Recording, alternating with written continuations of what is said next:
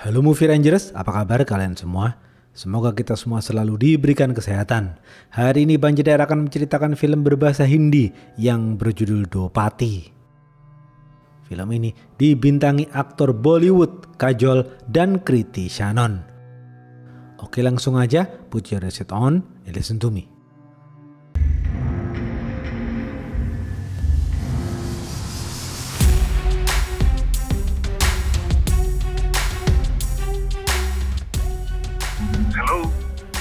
Pemeran-pemeran film ini antara lain Vidya adalah polisi, Somya dan Saili adalah saudara kembar, Dhruv adalah pengusaha. Suatu hari di kota Devipur di India bagian utara, hiduplah dua orang gadis yang merupakan saudara kembar bernama Somya dan Saili. Mereka berdua dianugerahi seorang ibu yang sangat mencintai mereka. Somya dan Saili juga sangat menyayangi ibundanya. Somya dan Saili tidak suka dengan ayah mereka karena ayah mereka suka mabuk-mabukan. Mereka semua adalah keluarga kaya. Selain tinggal bersama kedua orang tuanya, Somya dan Saili juga tinggal bersama bibi mereka bernama Maji dan juga paman mereka. Suatu hari, ibunda mereka meninggal dunia. Somya dan Saili sangat terpukul atas meninggalnya sang ibu. Somya mengalami kesedihan yang mendalam hingga kesehatan fisik dan mentalnya terganggu. Somya mengalami sesak napas dan harus minum obat. Pasca meninggalnya sang ibu, Somya dan Saili sering bertengkar. Ketika mereka bertengkar, Maji selalu membela Somya. Saili merasa tidak disayang. Sang ayah tidak suka melihat mereka berdua terus bertengkar. Akhirnya, sang ayah mengirim Somya ke asrama. Somya merasa diasingkan. Sejak itu, Saili sangat membenci Somya. Tak lama setelah itu, sang ayah meninggal dunia karena sakit jantung.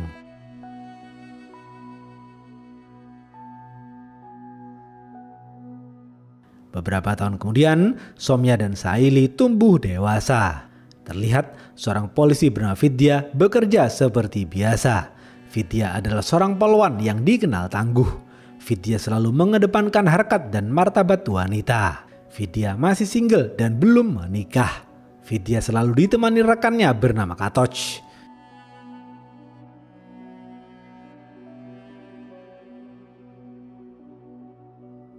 Suatu pagi, polisi mendapatkan laporan terjadi keributan di lokasi para layang. Vidya dan Katoch langsung pergi ke sana. Ternyata keributan itu hanyalah pertengkaran biasa antara pengunjung lelaki dan pengunjung perempuan. Vidya dan Katoch tidak mau ikut campur. Tak lama kemudian, pemilik bisnis para layang bernama Dhruv datang dan mendinginkan suasana. Dhruv berhasil mendamaikan kedua pengunjung yang bertengkar. Dhruv adalah pemuda tampan yang kaya raya.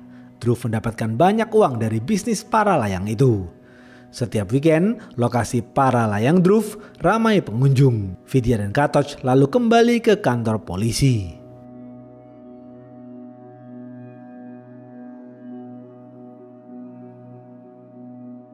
Setelah mendamaikan dua pengunjungnya, Dhruv memantau lokasi bisnisnya. Dhruv melihat seorang wanita cantik yang tidak lain adalah Somya. Somya tumbuh menjadi gadis cantik yang polos dan baik hati. Somya juga pendiam dan penakut. Dhruv terpukau akan kecantikan Somya. Somya juga terpukau atas ketampanan Dhruv. Dhruv menawarkan Somya untuk melakukan para layang. Awalnya Somya menolak karena takut ketinggian.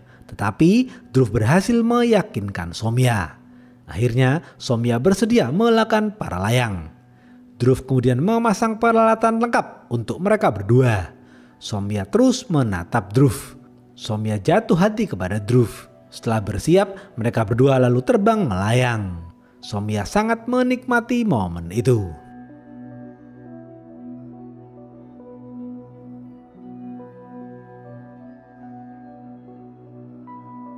Tak lama kemudian, mereka berdua mendarat. Somya mengucapkan terima kasih dan memeluk Dhruv. Malam hari, Dhruv dan Somya bertemu kembali. Mereka berdua menjadi dekat. Somya mulai mencintai Dhruv. Beberapa hari kemudian, mereka berdua terus menghabiskan waktu bersama. Suatu pagi, Somya membawa Dhruv ke toko milik keluarganya. Somya mengenalkan Dhruv kepada Maji dan pamannya. Mereka berdua menyambut baik kedatangan Dhruv. Tiba-tiba, Saili datang dari luar kota. Kedatangan Saili merubah suasana. Berbeda jauh dengan Soumya, Shaili tumbuh menjadi gadis yang pemberani. Shaili yang berpakaian pendek langsung menggoda Dhruv. Dhruv tergoda oleh Shaili. Dhruv menyukai Shaili. Soumya tidak suka melihat hal itu. Me too. Love it.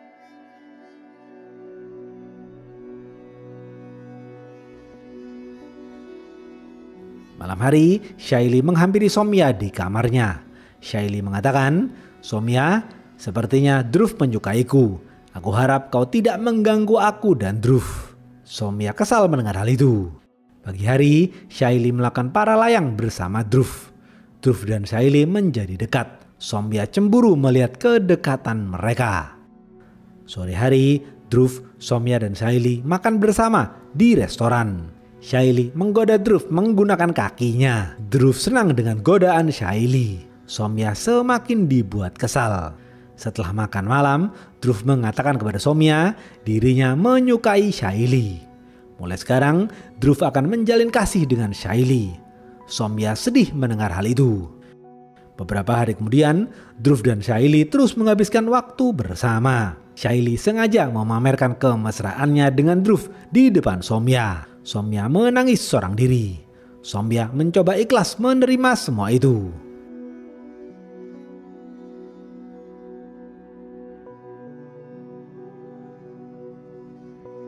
Suatu malam, Dhruv melakukan kesepakatan bisnis dengan gubernur di rumah Dhruv. Pemerintah akan berinvestasi di bisnis para layang milik Dhruv. Pertemuan itu sangat penting bagi Dhruv. Ketika Dhruv sedang berdiskusi dengan gubernur, Shaili menyalakan lagu dengan kencang dalam keadaan mabuk. Shaili juga menyapa gubernur dengan panggilan yang tidak sopan. Gubernur tidak nyaman dan kembali pulang. Dhruv marah kepada Shaili. Soumya dan Maji menenangkan Dhruv. Mereka semua pulang ke rumah masing-masing. Dhruv menenangkan diri dan mandi.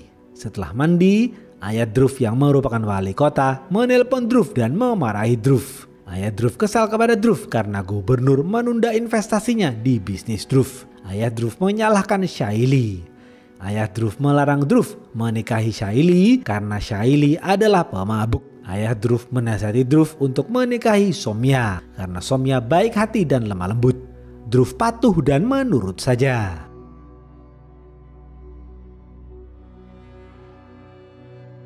Besok pagi, Dhruv melamar Soumya. Soumya kaget sekaligus bahagia. Dhruv memberitahu Shaili ia akan menikahi Soumya. Shaili marah dan mengacukan jari tengah kepada Dhruv. Malam hari, Dhruv clubbing bersama teman-temannya. Kebetulan di sana ada Shaili. Shaili terus menggoda Dhruv. Soumya kesal kepada Shaili yang terus menggoda Dhruv.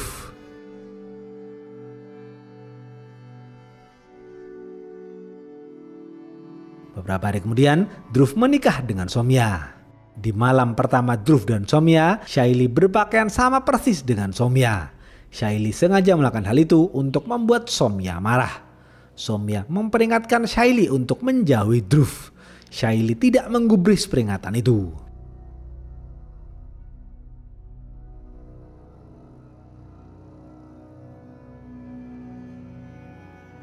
Beberapa hari kemudian, Dhruv mengundang gubernur makan malam di rumahnya. Dhruv akan melanjutkan obrolan bisnisnya dengan gubernur. Sore hari, Soumya membuat masakan spesial untuk menyambut kedatangan gubernur. Shaili datang dan mengganggu Soumya memasak. Soumya kesal melihat Shaili. Soumya tidak fokus memasak. Soumya tidak sadar telah memasukkan banyak cabai ke dalam masakannya. Malam hari, gubernur datang dan makan malam bersama. Sembari makan, Dhruv dan gubernur membicarakan bisnis. Ketika gubernur makan, gubernur kepedesan dan merasa tidak nyaman. Gubernur lalu kembali pulang. Setelah gubernur pulang, Dhruv marah kepada Soumya karena gara-gara masakan Soumya, gubernur menunda investasinya. Dhruv memutar tangan Soumya dengan kencang. Soumya sangat kesakitan.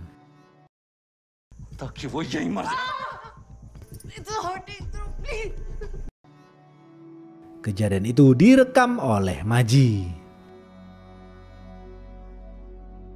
Pagi hari, Vidya bekerja seperti biasa. Vidya melihat Soumya keluar dari klinik dan tangannya diperban. Vidya bertanya kepada Somya mengapa tangannya terluka. Somya menjawab ia terjatuh di dapur. Vidya yakin Somya berbohong. Vidya menduga Somya dipukul oleh Dhruv.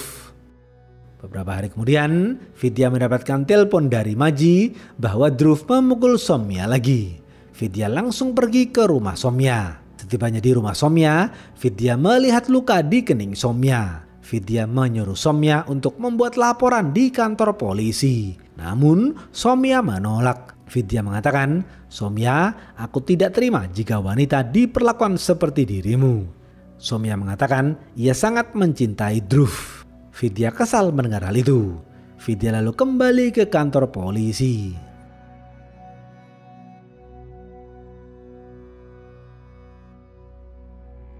Pagi hari, Vidya mengikuti Somya. Vidya ingin tahu lebih jauh mengenai Somya. Vidya heran mengapa Somya begitu bucin kepada Dhruv. Terlihat Somya yang merupakan guru tari sedang mengajar para muridnya menari. Setelah mengajar, Somya bekerja di tokonya. Vidya terus mengikuti Somya. Melihat Vidya yang terus mengikuti Somya, Maji mengajak Vidya bertemu empat mata. Mereka berdua bertemu di sebuah kafe. Maji menceritakan masa lalu Somya kepada Vidya. Maji mengatakan, sejak kematian ibundanya, Somya dan Shaili berubah. Somya menjadi sakit-sakitan dan pendiam. Somya tidak pernah berani mengungkapkan perasaannya. Karena itulah Somya tidak berani melawan Dhruv. Sedangkan Shaili menjadi pemarah dan tidak bisa dikontrol. Vidya baru tahu akan hal itu.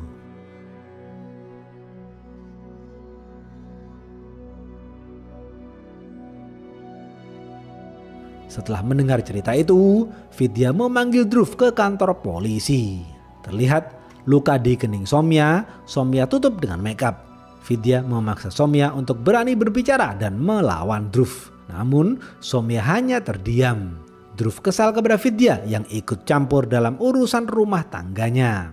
Dhruv mengancam akan melaporkan Vidya kepada ayahnya. Dhruv dan Somya lalu kembali pulang. Vidya kecewa kepada Somya yang tidak berani melawan Dhruv. Malam hari, Dhruv mendatangi rumah Vidya.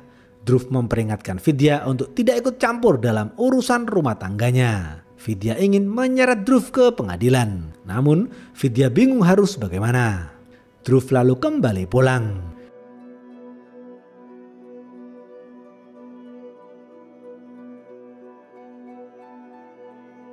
Dhruv mengajak Somya untuk melakukan enjos-enjos. Somya mengatakan ia ingin mempunyai anak.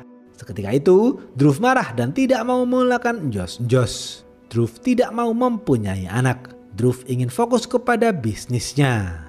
Pagi hari, Maji dan Shaili membicarakan Somya. Meskipun Shaili tidak akur dengan Somya, Shaili tetap kesal kepada Dhruv yang memukul Somya. Shaili tidak terima Somya diperlakukan seperti itu.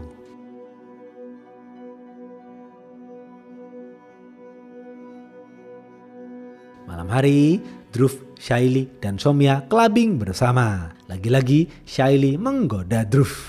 Somya tidak suka melihat hal itu. Pagi hari, Somya mengatakan kepada Dhruv ia ingin mempunyai anak. Dhruv membalas ia tidak ingin mempunyai anak. Dhruv lebih mementingkan bisnisnya daripada kemauan Somya. Mereka berdua terlibat perdebatan. Somya tetap ngotot ingin memiliki anak. Dhruv marah dan langsung memukul Somya. Dhruv juga menendang Somya.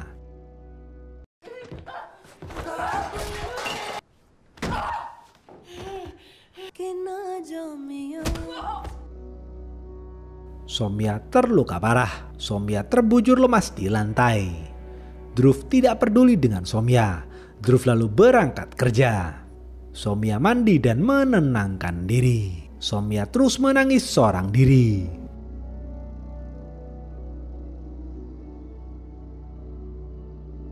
Somya kemudian berjalan ke tokonya. Kebetulan Vidya dan Katoch berpapasan dengan Somya. Vidya dan Katoch melihat Somya yang penuh luka. Vidya yakin Dhruv memukul Somya lagi. Vidya geram melihat hal itu. Besok pagi, Maji memarahi Dhruv. Maji mengancam akan melaporkan Dhruv kepada polisi. Dhruv tidak takut dengan ancaman Maji karena ayah Dhruv adalah wali kota. Dhruv mengatakan kepada Maji, "Bibi, jika kau melaporkanku, Soumya tidak akan berani memberikan kesaksian untuk melawanku." Soumya mendengar hal itu dari kamarnya. Soumya semakin depresi. Soumya lalu meminum obat yang selama ini ia minum. Malam hari, Soumya melihat foto ibundanya. Soumya merindukan mendiang sang ibu. Shaili melihat luka di wajah Soumya. Shaili kesal kepada Dhruv yang terus memukul saudara kembarnya. Shaili menyuruh Soumya untuk meninggalkan Dhruv. Soumya menyuruh Shaili untuk diam saja.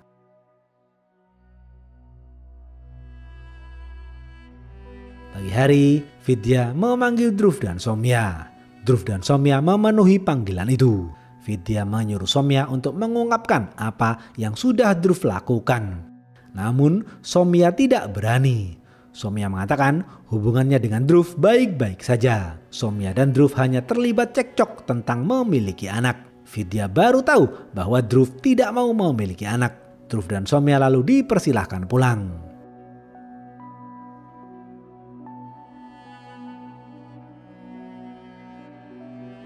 Malam hari, Soumya dan Dhruv mengobrol dari hati ke hati.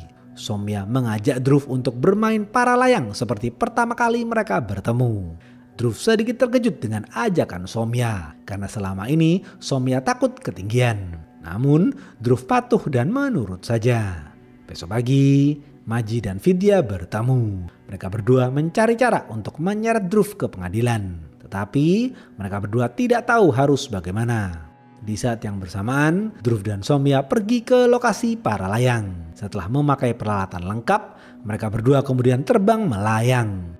Tiba-tiba, Soumya menjerit minta tolong. Para pengunjung panik dan melapor kepada polisi. Vidya dengan cepat mendatangi lokasi. Soumya terus menjerit minta tolong.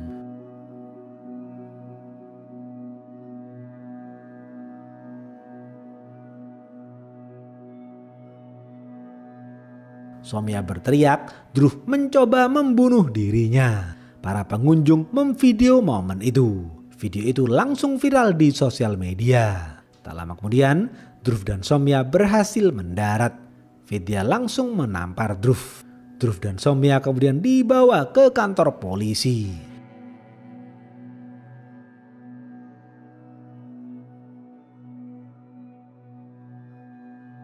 Di kantor polisi, Soumya mengatakan ketika melakukan para layang, Dhruv dan Soumya berdebat tentang memiliki anak. Dhruv marah dan berusaha membunuh Soumya. ध्रुव सूद ने मुझे मारने की कोशिश की है. Vidya senang karena akhirnya Soumya berani berbicara. Dhruv yang berada di balik jeruji berteriak Soumya berbohong. Pengacara Dhruv langsung datang ke kantor polisi. Ayah Dhruv memerintahkan pengacara Dhruv untuk memenangkan kasus Dhruv di pengadilan. Pengacara Dhruv siap menjalankan perintah.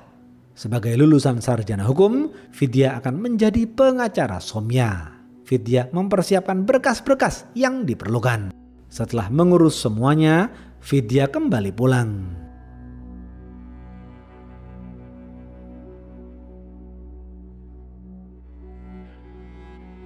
Beberapa hari kemudian, persidangan dimulai. Vidya berdiri dan menyatakan argumennya. Vidya juga memperlihatkan bukti video para layang dari netizen ketika Dhruv mencoba membunuh Soumya. Dhruv ngotot ia tidak berusaha membunuh Soumya ketika melakukan para layang. Vidya juga menunjukkan kepada hakim foto-foto luka Soumya setelah dipukul Dhruv. Pengacara Dhruv berdiri dan menyatakan argumennya. Pengacara Dhruv mengatakan selama ini Soumya rutin meminum obat. Obat itu memiliki efek samping yang bisa membuat Soumya berhalusinasi dan tidak bisa mengontrol dirinya. Pengacara Dhruv membeberkan bukti laporan kesehatan Soumya.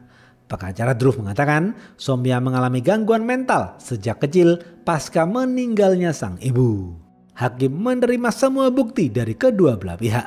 Persidangan kemudian ditunda.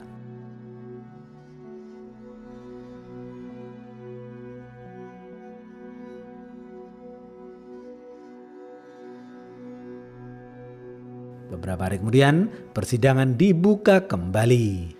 Vidya dan pengacara Dhruv berdiri dan menyatakan argumen terakhir mereka. Setelah mempertimbangkan semua bukti dan keterangan para saksi, Dhruv dinyatakan bersalah.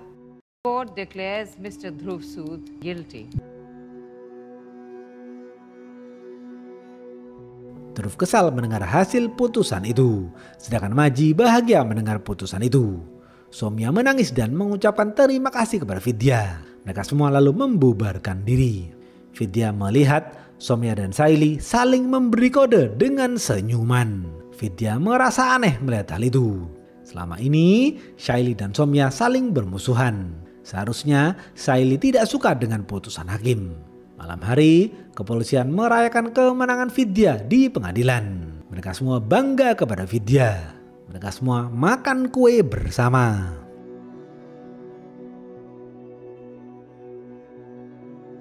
Pagi hari, Vidya melakukan jogging. Vidya terus memikirkan senyuman Soumya dan Shaili. Vidya merasa ada yang tidak beres. Vidya akan mencari tahu lebih dalam mengenai Soumya dan Shaili. Setelah jogging, Vidya pergi ke toko Soumya dan Shaili. Vidya duduk di motornya sembari memantau Soumya dan Shaili. Vidya memerintahkan Katoch untuk mengumpulkan rekaman CCTV di sekitar toko Soumya dan Shaili. Katoch patuh dan menurut saja.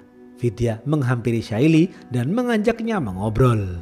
Dari obrolan itu, Vidya tahu ada yang Soumya dan Shaili sembunyikan. Vidya merasa ditipu oleh Soumya dan Shaili. Vidya kesal dan kembali pulang. Di rumah, Vidya melihat rekaman CCTV di dekat toko Soumya dan Shaili. Terlihat di rekaman CCTV itu, mobil Dhruv berjalan ke arah toko Soumya.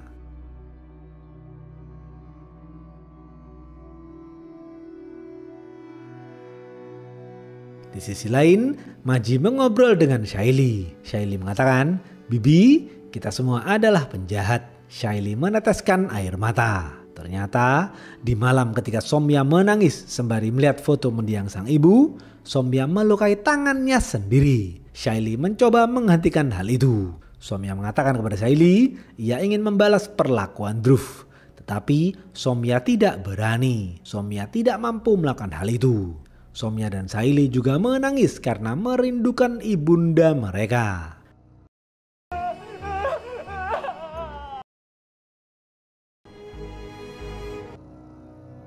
Demi saudara kembarnya, Shaili berjanji akan menyingkirkan Dhruv dari kehidupan Soumya. Shaili langsung membuat rencana. Shaili memberitakan Soumya untuk menjalankan perintahnya. Soumya patuh dan menurut saja. Besok pagi, Vidya menginterogasi Dhruv. Vidya bertanya kepada Dhruv, untuk apa Dhruv dan Soumya putar balik ke toko Soumya di hari Dhruv dan Soumya melakukan parlayang. Dhruv menjawab, ia pergi ke sana untuk mengambil obat asma Soumya yang ketinggalan. Vidya yakin Soumya sengaja kembali ke toko untuk bertukar peran dengan Shaili. Artinya, Shaili lah yang masuk ke dalam mobil Dhruv. Sedangkan Soumya tetap berada di toko. Dhruv tidak sadar bahwa yang duduk di sampingnya itu adalah Shaili. Dhruv dan Shaili kemudian melakukan parlayang. Ketika berada di atas, Shaili berakting seakan-akan Dhruv ingin membunuh dirinya. Padahal Dhruv tidak berniat membunuh dirinya. Ketika persidangan dilakukan, yang duduk di sebelah Vidya bukanlah Soumya, melainkan Shaili. Shaili melakukan semua itu karena Shaili tahu Soumya adalah penakut. Soumya tidak akan berani bersaksi di pengadilan untuk melawan Dhruv.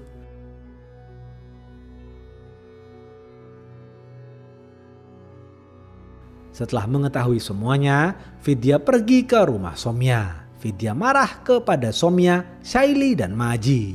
Mereka bertiga telah membodohi Vidya. Vidya mengatakan ia akan mengajukan peninjauan kembali atas kasus Dhruv. Vidya akan menyeret keluarga Soumya ke dalam penjara. Shaili berusaha menghentikan Vidya. Shaili mengatakan, "Bu Vidya, kau tidak tahu penderitaan kami selama ini. Aku terpaksa berbohong demi menyelamatkan Soumya. Jika Dhruv tidak dihentikan, Dhruv bisa membunuh Soumya. Aku tidak akan membiarkan hal itu terjadi. Bu Vidya, kau seharusnya di pihak kami karena kau adalah wanita. Kau harus melindungi harkat dan martabat wanita." Vidya terdiam membisu.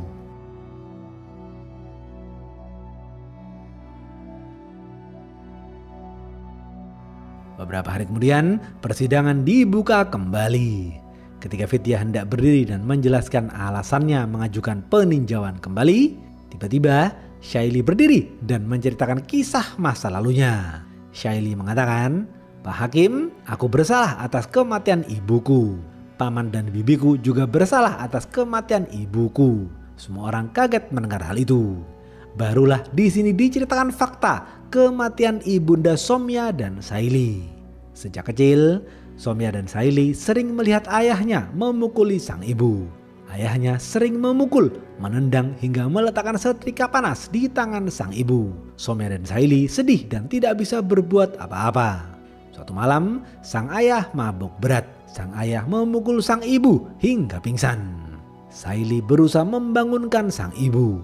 Namun, semua itu sudah terlambat. Sang ibu tewas di tempat. Polisi datang dan bertanya kepada Shaily. Paman, bibi, dan Soumya memerintahkan Shaily untuk diam. Shaily dilarang memberikan informasi kepada polisi. Shaily kecil patuh dan menurut saja. Paman, bibi, Soumya kecil, dan Shaily kecil tidak berani melawan sang ayah karena sang ayah sangat temperamen. Sejak itu, Shaily tidak pernah merasa tenang dalam hidupnya. Shaily sangat merasa bersalah.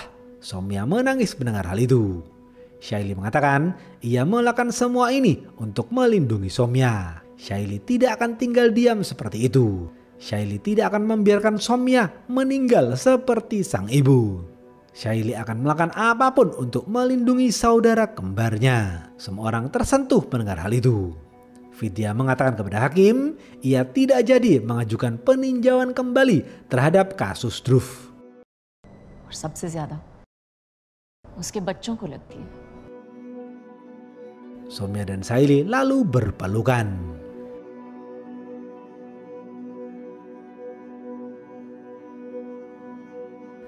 Habis. Apa pesan dari film ini? Berani mengatakan yang sesungguhnya memang tidak mudah. Hal itu membutuhkan tekad dan keberanian. Oke, segitu aja video kali ini. Stay watching and see you.